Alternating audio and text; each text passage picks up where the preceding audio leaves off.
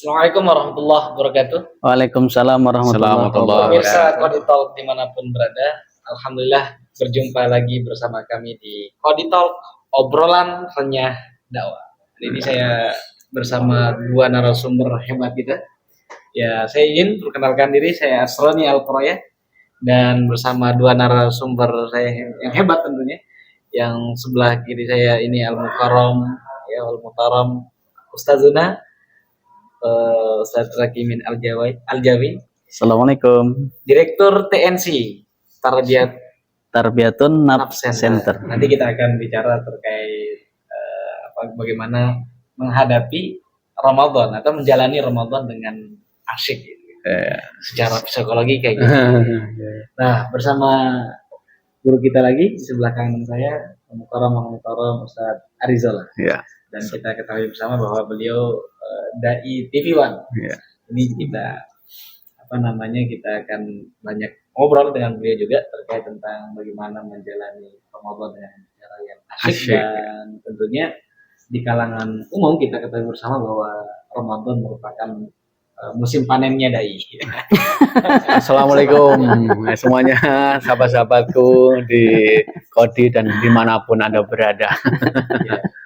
Baik, pertama nih Guru ya, terkait tentang fenomena kemarin kita berbeda nih. Iya. Masuk puasanya. Menanggapi atau dengan perbedaan, semuanya punya dasar. Ya karena ini semuanya punya dasar, ya kita serahkan kepada masing-masing. Kalau yang mengikuti di negara sesuai dengan pemerintahan ya tanggal 12. Kalau memang yang ada, bahkan ada juga kalau Muhammadiyah kan tanggal 11, ada juga sebelum tanggal 11 ada yang berpuasa. Di kaum-kaum di teman-teman Sulawesi sana biasanya ada juga di sana itu ada salah satu jamaah itu duluan ada. Semuanya punya dasar. Ya kita ngikutin sesuai dengan dasarnya masing-masing. Ya dibuat asik aja dah. Iya. Jadi jangan sampai karena perbedaan kita jadi debat. Lama-lama nanti habis di perdebatan. Lama-lama kita nggak puasa, debat doang. Jadi beda itu nggak salah ya. Nggak salah. Yang salah itu waktu pas berbeda nggak tahu dasarnya. Nggak tahu dasarnya. Ini yang nggak tahu dasarnya itu malah. Penting asik dan terus kita Iya. Dan bukan hanya perbedaan di waktu masuk ya. Iya betul. Sampai tarawihnya ada yang. Iya betul. Ya ada yang 23 rakaat, ada yang 11 rakaat, sebagainya. Semuanya. Caranya juga berbeda-beda. Ada yang 8 rakaat, Iya. 4 rakaat, 4-4-3 ada 2-2-2-2-2 3 ada ya 2-2-2-2-1 ya. Silakan semuanya punya dasar. Yang 23 rakaat monggo betul, yang 11 rakaat monggo betul, yang enggak betul 0 rakaat. Yang enggak sholat tuh. Itu sangat dipermasalahkan karena umat Islam di Indonesia itu sudah 86%. 86%. Jadi 86% kalau waktu pas taraweh itu dibanding jamaah yang kumpul di masjid itu lebih banyak yang kelayapan di luar masjid. Jadi ternyata banyak orang yang menikmati dengan asik bulan Ramadan, tapi ada yang syar'i dan ada yang tidak. Syar'i. Dan ternyata fenomena pergeseran cara ngabuburit. Cara ngabuburit. Kalau dulu mungkin di zamannya Ustadz ngabuburitnya di taman gitu kan. Terus kemudian di jalan. Di jalan. Ngeliat. Ya, main petasan. Macam gitu. Nah sekarang ini ada pergeseran dulu ngabuburitnya di media sosial. Di TikTok ngabuburit, ya kan, bahkan di Instagram juga ada. Bahkan yang juga di snack video ngabuburitnya. Nah kira-kira menanggapi perbedaan cara ngabuburit mungkin zaman yang Ustaz dengan generasi sekarang ini seperti apa? Apakah misalnya apa dampaknya dan bagaimana positif dan negatifnya ketika ngabuburit di media sosial? Semuanya punya positif dan negatif. Dulu kita ngabuburit mau di kebun, sebagainya, sama main petasan. Ada positifnya, kita bisa ngumpul bareng-bareng, bisa kita ketemu bareng-bareng. Tapi ini yang nggak positifnya bisa juga nanti kena petasan bareng-bareng juga. kebakar kepuasan. Iya. Kalau positifnya gitu kita bisa silah. Silah antar hubungan antara hati ke hati ketemu. Nah, gitu. Itu yang dulu. Kalau sekarang ada positif dan negatifnya. Ada positifnya ya mungkin jaraknya jauh. Wah, ada Saudi dan sebagainya. Kalau dulu mungkin kita harus terbang ke sana ya, kita enggak. Jadi aneh makan negara bisa kumpul dari satu. Nah, itu positifnya. Bisa. Yang enggak positifnya kita kebanyakan duduk di situ nanti kita terlena dengan ibadah-ibadah kita. Nah, gitu. Tapi memang ada hal yang menarik begini. Kenapa orang ngabuburit? Nah, gitu kan. Oh, iya, itu tuh menjadi menarik juga, pertanyaan. iya. Heeh. Apakah tradisi ngabuburit itu Iya. di Indonesia juga? Jadi secara psikologis salah satu alasan kenapa orang ngabuburit itu sebetulnya bagaimana rasa lapar itu supaya tidak terasa tidak semakin terasa gitu. Maka kalau kita iringi dengan ngabuburit, artinya hal apapun yang menyenangkan itu akan menjadi asik-asik Menjadi saja asik-asik sambil menunggu beduk tiba gitu ya. Apakah dengan JJS, jalan-jalan sore, berburu kuliner, walaupun sebetulnya nggak akan termakan semua gitu ya. Atau bahkan mungkin mereka yang ingin tetap memaksimalkan ibadah dengan baca Al-Quran, ya, ba'da asar itu dengan banyak berzikir dan beribadah, pengajian, menyongsong beduk tiba. Gitu. Ya, saya kira menarik itu karena kenapa orang ngabuburit gitu. Jadi ternyata bagaimana penderitaan rasa lapar itu jadi berkurang dengan ngabuburit. asik juga itu. Ya, Kalau niatnya silaturahim dapat pahala. pahala ya. Intinya Ramadan dibuat asik, sampai ngabuburit pun dibuat asik juga. Tinggal dibalut dengan keseharian kita ya gitu. Kalau kita ngobrol dengan Ustaz gini, jadi ada jawaban syar'i terus ya. Kalau ngabuburit ada nilai plusnya juga. JJS ada nilai syar'inya. Tapi ada hal yang ngabuburit itu jadi tidak syar'i loh. Nah, jadi kita sepakat bahwa kenapa orang ngabuburit supaya rasa lapar itu jadi berkurang karena kita mendapatkan hal-hal yang nikmat. Jadi kalau kita berjalan JJS misalkan ya berburu kuliner kemana saja, nah itu dalam konteks Jakarta dan masyarakat kota metropolitan itu kan banyak yang dilihat. Ya, Masya Allah, mudah-mudahan yang dilihat itu bukan cewek-cewek cantik ya. Makanan-makanan yang cantik. Ya, cukup dengan makanan-makanan yang cantik gitu. Wah, kalau sekarang kan banyak drakor-drakor Indonesia. Nah, ini hati-hati buat pemirsa yang ngabuburit, yang tentu kita kalau jalan nggak mungkin merem gitu ya. Jaga pandangannya gitu, karena itu juga akan merusak pahala puasa kita gitu. Ini sebetulnya banyak sekali yang kita bahas di yang terkait tentang tema kita, yaitu bagaimana menjalani Ramadan dengan cara yang asik, ngabuburit dan sebagainya. Dan juga memang Ramadan ini kadang-kadang menjadi perubahan yang tadinya tidak syar'i menjadi syar'i. Kemudian juga tontonan televisi kita yang tadinya syar'i kok jadi sekarang udah syar'i banget. Yang tadinya misalnya presenter yang tidak pakai jilbab sekarang pakai jilbab. Ini kira-kira bisa bagaimana cara menanggapinya dan bagaimana cara bisa supaya kayaknya Ramadan ini kita pengen sepanjang tahun gitu. Itu harapannya itu. Ini memang pemirsa yang di manapun Anda berada, Ramadan itu memang seperti ini kita disampaikan tadi. Ada sekarang dari syar'i, tontonan syar'i, televisi semuanya dakwah dan sebagainya. Yang memang kenyataannya Ramadan itu momentum. Momentum bagaimana kita merubah diri kita. Merubah diri kita dalam hal yang lebih baik maksudnya gitu ya. Untuk perubahan diri. Yang mungkin dulu kita mau sholat jamaah aja kadang-kadang enak ya mau tapi kalau Ramadan karena bareng-bareng gitu, jadinya enak aja. Yang julitin nggak ada, yang ngeceng-ngeceng nggak ada, dan sebagainya kan ada momentum. Nah, oleh karena itu ini momentum luar biasa pada sahabatku yang dimanapun Anda berada. Mumpung ini momentum, ya dalam 12 bulan ya, yang ada cuma di Ramadan gitu. Dan Allah luar biasa ngasih Ramadan, keberkahan Ramadan. Kalau kata orang katanya, Ramadan itu adalah panenan dai. Oh enggak cuma hanya dai. Bukan panen dai, semuanya jadi semua panen ya. Panen. Kita lihat Tanah Abang panen, mereka yang dagang. Dagang ya. Panen.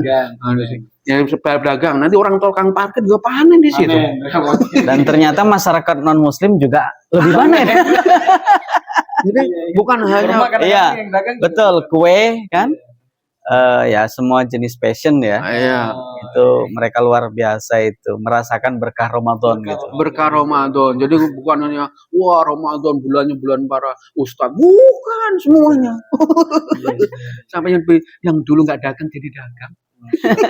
Di depan rumahnya nggak dagang jadi dagang, berkah dan habis lagi. Nah, subhanallah ya. Ini keberkahan semuanya. Berkah. Nggak cuma dari itu, semuanya dari elemennya. Salah itu. Anak-anak, ya tahu sendiri anak-anak. Jadi berkah. Berkahnya apa? Nanti Idul Fitri dapat keberkahan bagi mereka. Bahkan ya tukang pengemis itu naik itu pendapatannya bulan Ramadan. Bahkan bertambah jumlah pengamen. Nah, itu kalau kualitasnya ya, kuantitasnya ini bertambah. Kemarin cuma berapa orang, sekarang nambah. Jadi memang nggak salah di situ ya. Jadi kalau misalkan tahu bagaimana hikmah dan apa yang Fadilah. ada yang ada di Ramadan, Ya. seolah mereka Pengen 1 tahun itu terus. Makanya para sahabat dulu itu kalau mau ditinggal Ramadan itu nangis. Para sahabat dulu nangis mau ditinggal Ramadan. Kalau kita kapan ya Idul Fitri, kapan ya Lebaran? Sekarang juga nangis Ustaz. Nangis. Tapi duitnya habis. Nangis ya. Nah, para dain nangis ya, nangis. Jadwal saya udah berkurang. Nanti di pedagang nangis. Waduh. Biar kemarin yuk kita bersama-sama, kita kembali ke zaman sahabat kita dulu. Ini keberkahan luar biasa. Kita optimalkan momentum. Jadi asik-asik di bulan kita buat Ramadan, asik di bulan ya. Ramadan. Ya, yang jelas kalau kita melaksanakan ajaran Islam ya, semuanya serba asik, ya, serba indah, serba mudah. Kita di bulan Ramadan tuh diatur ya cara makannya, pola makannya, waktunya, dan alhamdulillah badan kita itu jauh lebih sehat, lebih enteng dibanding hari-hari biasa. Jadi badan kita sudah ngerasakan asik gitu ya. Iya. Belum lagi kita ketemu momen-momen yang istimewa yang nggak ketemu di bulan Ramadan ya. Jadi kasih sayang antar sesama semakin meningkat, bagi-bagi takjil gitu ya, bagi-bagi bukber gitu. Seolah orang-orang yang saling nggak suka itu, musuh itu berubah jadi sayang gitu ya. Itulah. Jadi rahmat ya. Ramadan jadi gembira semuanya. Betul. Merekatkan kita semuanya. Jadi bagaimana caranya supaya setelah Ramadan ini kita juga bisa lebih syar'i gitu. Iya. Gimana gitu? Secara psikologis. Baik, kalau ada potensi atau modal besar dari kita latihan selama sebulan penuh di bulan Ramadan. Jadi secara teori secara psikologi kita melakukan 1 kali perbuatan yang diulang-ulang sampai dengan 22 kali, itu akan menjadi kebiasaan.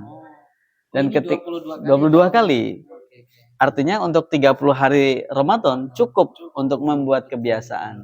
Dan kebiasaan itu kita harapkan menjadi habit.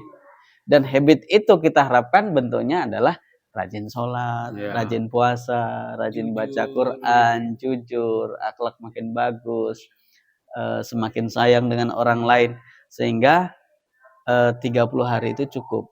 Kita bermodalkan habit sehingga habis lebaran itu kita bisa tetap istiqomah dengan itu, dan itulah kalau kita berharap Ramadan sepanjang bulan, betul ya, maka asik pun harus sepanjang bulan. Bahkan sepanjang tahun. Sepanjang tahun. Enak pokoknya asik. Iya.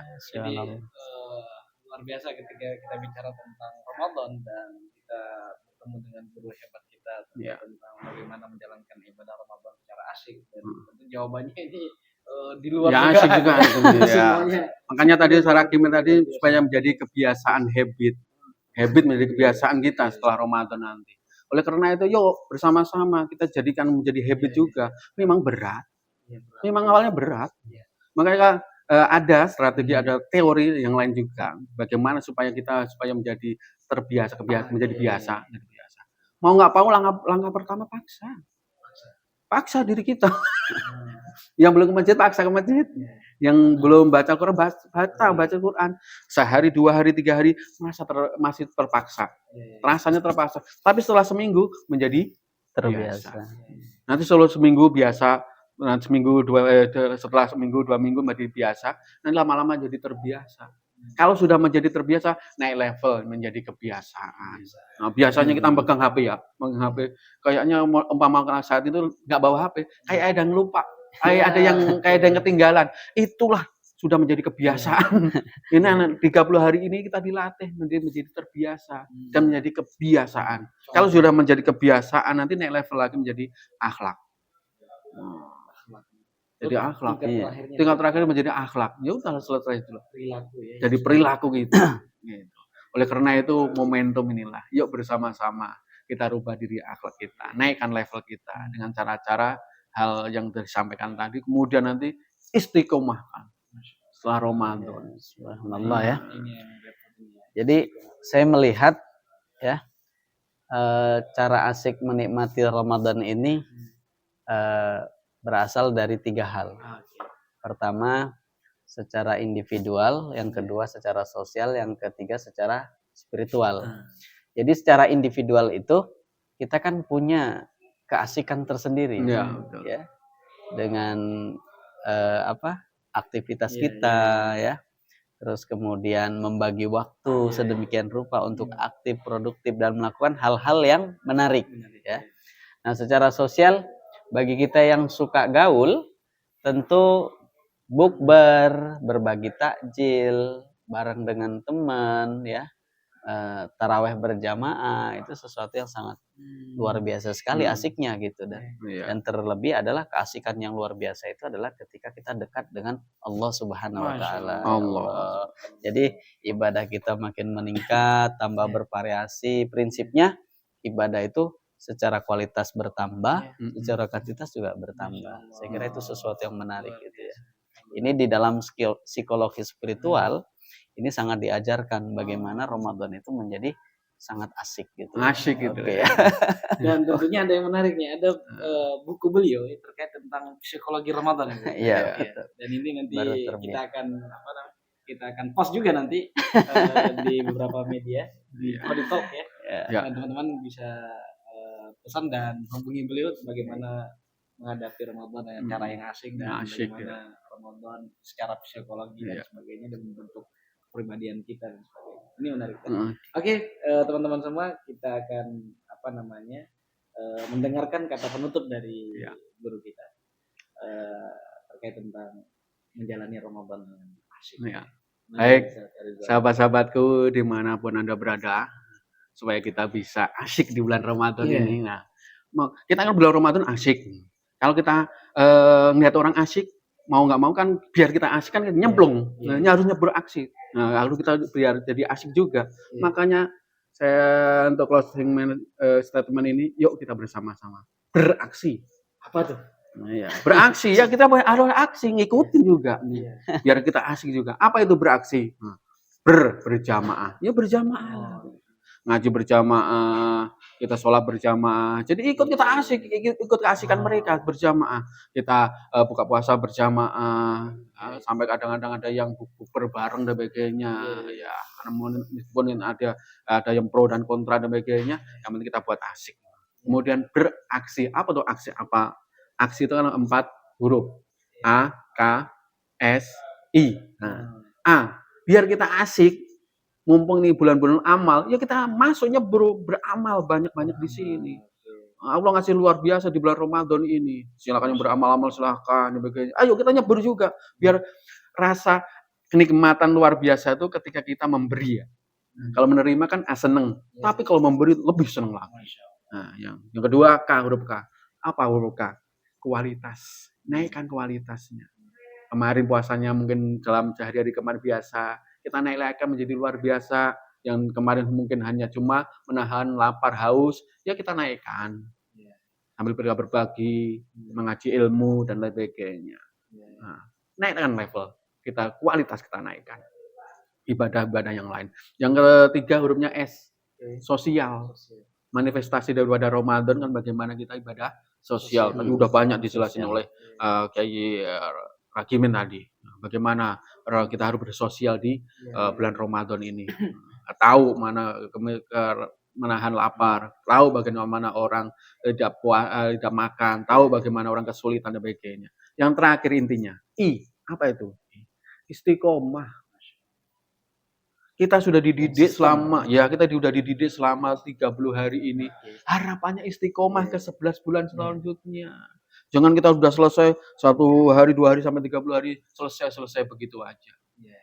Harapannya istiqomah. Apa yang ada di Ramadan, kita teruskan ke 11 bulan, selanjutnya istiqomah.